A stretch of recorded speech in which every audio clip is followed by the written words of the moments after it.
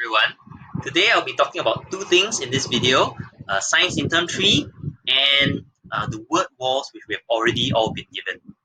So let's take a look at science in term 3 first.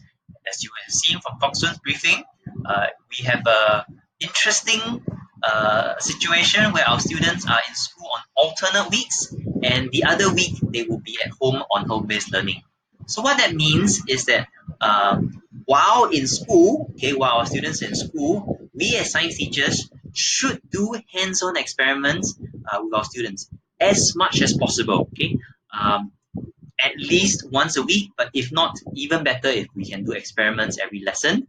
As usual, Madam Tila is around and she can support us to do experiments both in the classroom and the labs. Next, while we're in school, we should do annotation. I will talk more about that later. And we should use the word walls that we have all been given. What we should not do while in school is we should not be taking time to remark worksheets from the HBL period because we have already marked this on the online platforms such as SLS collections or even on ClassCake. We also should not use our precious class time to collect worksheets from the HBL period.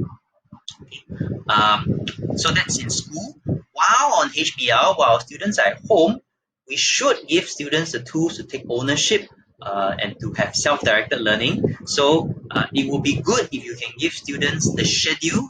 Remember the HBL schedule that we did last time? It will be good to give them a schedule of the activities and assignments that they will be doing. We should follow the science baselines for all SLS lessons, such as having activities, having questions for every activity, questions for every activity, and having things like helplines.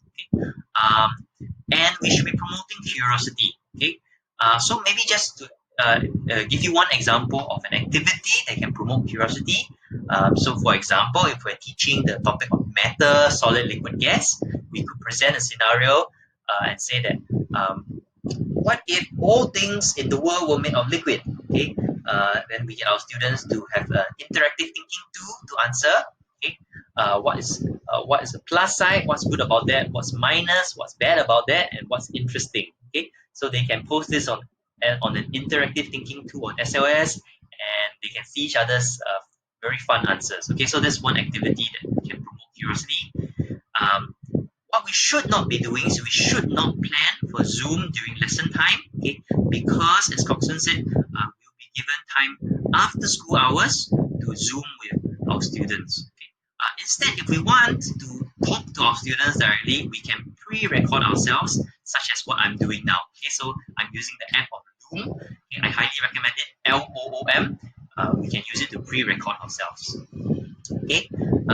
Next, I want to talk about something which is useful for both our lesson time in school and HBL. It's this concept of representing concepts, our science concepts, using concrete, pictorial, and abstract.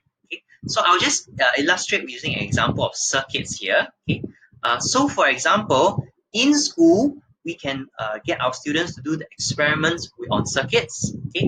And then when they're on HBL, we can get them to draw this out in a pictorial form or using an app. So what's good about this is that the same concept of circuits, when they experience it hands-on, and then they can draw it out on a picture, it helps them to make that mental connection.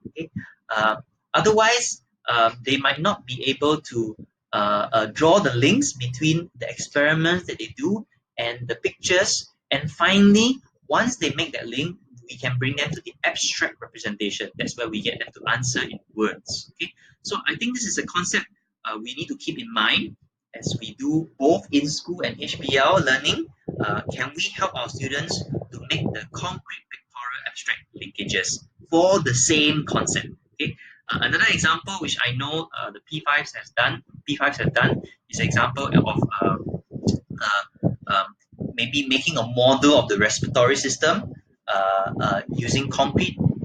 And then students can draw this out pictorially, and finally they can answer questions in words. So that's abstract already. Now I'll talk about the science word walls which have already been given out to all of us. Just to mention that the word cards have been grouped according to topics. So each topic has been clipped together, the cards. Of course, you can cross topics. That's up to you to use. Just help to put them back in the topical clips at the end of the year for the next teacher. Okay. The word wall pockets can be hung on the notice boards. So you have been given hooks that can be put on the walls. Okay. And you can see where here. Uh, it's up to you where to put the hooks, but these are suggestion. This is a suggested location. Okay. And one thing which is a good tip to use when you are using the word wall is to get students to choose words from the wall and connect them to make statements about the words. For example, the word absorb and the word root can be on the word wall. Okay? And the students can answer a question saying that roots absorb water from the soil. What the roots do? Roots absorb water from the soil. That's the function of the roots. Okay. Um, and another example here, so you have the word card of small intestine and the word card of digestion, and you can ask students where does digestion end in the digestive system. Students can answer digestion ends in the small intestine. Okay, so these word cards have been chosen to illustrate, to mention key science concepts in the topic, and that will actually help in our annotation as well, which I will cover in my next video. Okay? So I hope this helps, and you can refer to the slides if you missed out anything.